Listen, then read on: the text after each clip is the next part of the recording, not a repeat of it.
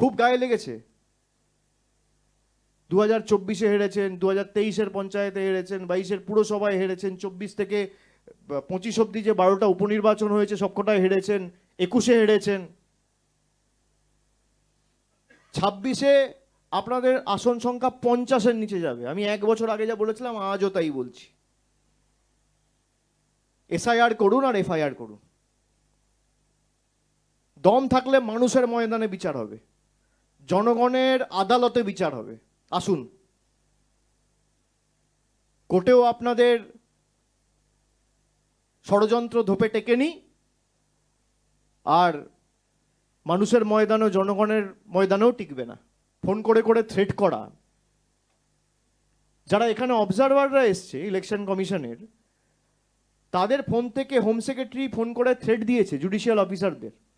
আমাকে নেই নেই করে 20 জন জুডিশিয়াল অফিসার বলেছে।